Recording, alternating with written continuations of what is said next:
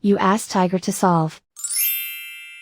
This deals with linear equations with one unknown. The final result is x equals 24. Let's solve it step by step.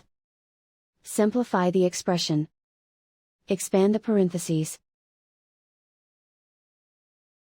Multiply the coefficients. Simplify the arithmetic. Group all x terms on the left side of the equation. Subtract 4x from both sides. Group like terms. Simplify the arithmetic. Group like terms. Simplify the arithmetic. Group all constants on the right side of the equation. Add 15 to both sides. Simplify the arithmetic.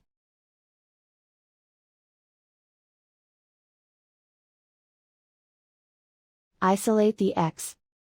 Divide both sides by 2. Simplify the fraction.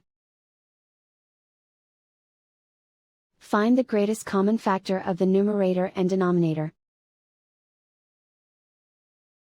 Factor out and cancel the greatest common factor. And so the final result is x equals 24.